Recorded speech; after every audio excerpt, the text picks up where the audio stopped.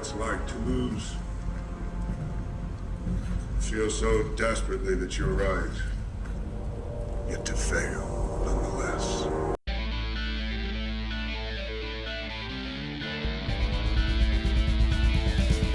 Hi, today I wanted to talk about making some bad decisions, some bad trades. I think we've all done it. It feels terrible. And what you do, how you recover, and how we move forward. So I got a couple tips that I have for you, what I try and do. Obviously, other people, have other things. And if you have good ideas, put them down below because we want to hear them because it happens. Believe me, it happens. So I think, sometimes when you make a bad deal, you might not realize it for a couple days, maybe a couple hours, and then it kind of sinks in. Oh, I overspent on something. Generally, that's what happens. You're like, oh, I should have done something, or maybe you sold something too early, something like that. That's maybe something that happens later because you realize because the price really goes up. And so sometimes it's not like right away, whoa, I just made a terrible decision. Now, I mean, unless you've got like scammed or something, which definitely happens, sadly, and we've heard about that, then it's, a terrible feeling. I'm talking about you did something with your eyes wide open, but often it was a mistake in hindsight. So I think the first thing you have to do is just don't panic and take a step back and evaluate where you're at. Often what I try and do is I'll look at it and be like, oh no, and then maybe I'll attempt to like make another big transaction to make up for it, which is, a total mistake. You're not going to make it all back. You're not going to be able to, you've got to take a deep breath and not do anything rash, which I've done that too. And then it compounds everything, right? But mainly what I try and do is often just try and get away from it. So if I was collecting comics and I made a bad decision or, on the Veve app, it's so easy because you're just pressing buttons so quickly, right? And you buy something you shouldn't or sell something you shouldn't. Sometimes you just got to take a break. And I'm talking, day, 2, 3, 4, 5 days, a week. I mean, most of the things that you have invested in on the Veve side, they're going to go up. So if take a break for a week or a couple days, there's nothing wrong with that. Take a deep breath, get away from it. Allows you to reassess, your investments. I think it's a good thing. It's probably a good thing even if you haven't made a mistake to take a break every now and then. And I think especially because it's been such a whirlwind, really, for me at least, since I started in the past, 3-4 months, and I know a lot of people have been involved as long as, a year or plus. It's exciting because a lot of the NFTs are dropping each week. They're worth money. But on the other hand, sometimes good to take a break too. The other thing I would say is, and this is really the focus of this video and the discussion, is trying to really identify what went wrong. And it's difficult because you have to do self-assessment. And let me go through a couple of things that I do wrong, and what I try and do to combat those. So the first thing that I do wrong a lot is I take too big a gamble. In other words, I have this amount of gems. I know I'm going to allocate this for this, and I want to save some gems for drops, other things. And I see something, oh, this is such a great deal. And so I use too large a percentage. Let's pretend I had 1,000 gems. I might use 50% of those to buy something that I think is low, that is going to go up, but then it's locked in there. I can't get them out. I have to wait for the market to recover and for that NFT to go up for me to sell it. And so now I'm not panicked, but definitely it was too large of a percentage for the amount of gems that I had. So that's the first mistake that I make. That's something to consider, to look at. So too big a gamble. I think the other thing, it's too big a gamble when you're really worried about it. You bought that thing or you sold that thing and you're really, really worried about it. Because I always try and simplify it. Like if it was, for me, where I'm at, I recognize it might not be for other people, but if I have something in the 25 to 50 to 100 gem range, I mean, I don't want to, it's not like it's no money, but I can make more moves and mistakes at that point and not hyperventilate. Now, when I get upwards into thousands, I mean, now I'm feeling it. And I know everybody's different, so you have to do that. So you have to know what your threshold is, what your finances are at, so you understand what you can kind of manage before you're going to start making emotional decisions based on the price points.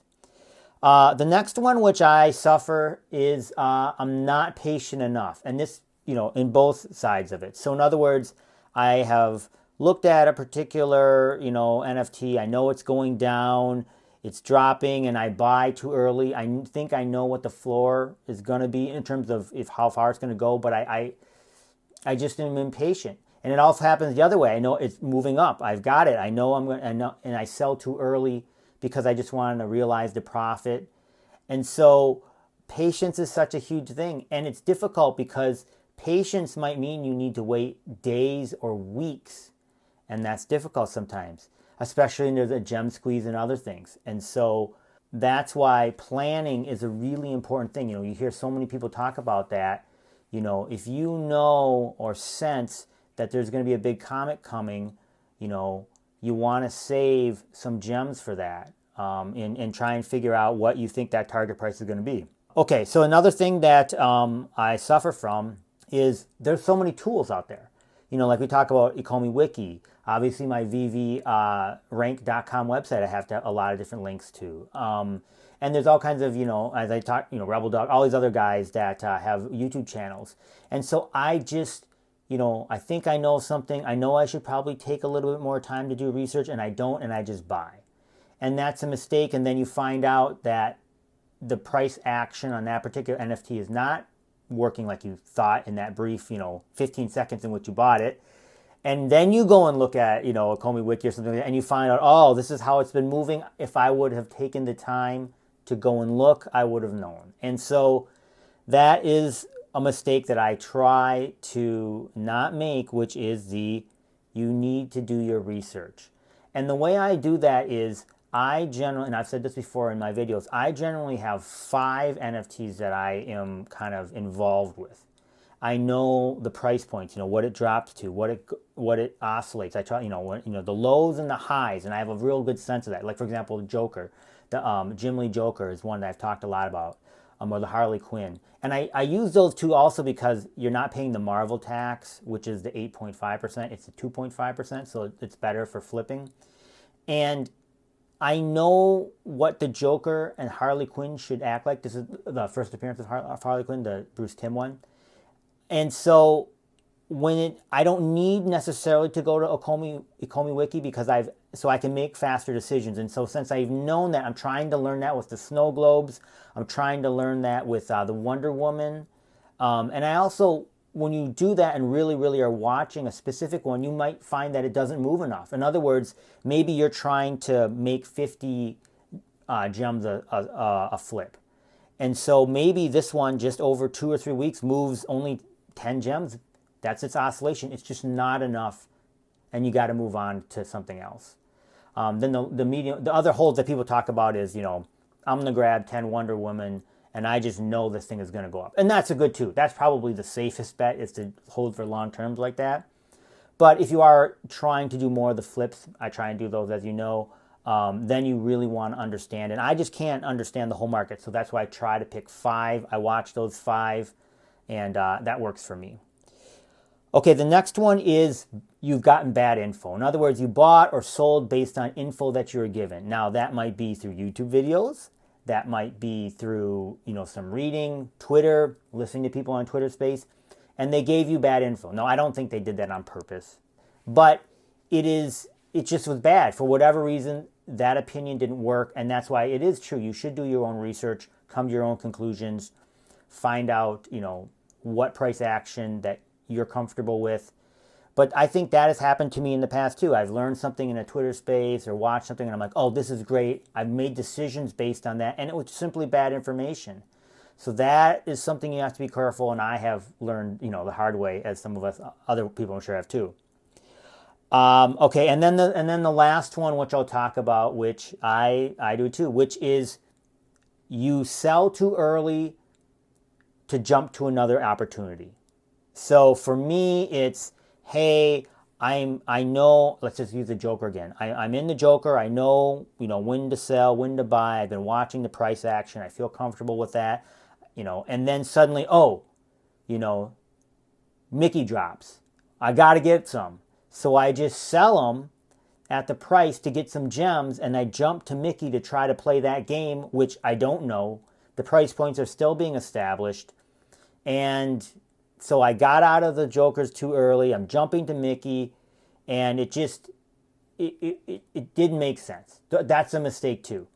I actually didn't do that, by the way. So I'm thankful. I didn't buy any of the Mickeys. I got one on drop, and I sold it at 500, and I'm out of the Mickeys. I want to get into them at some point, but right now I feel like they're overpriced.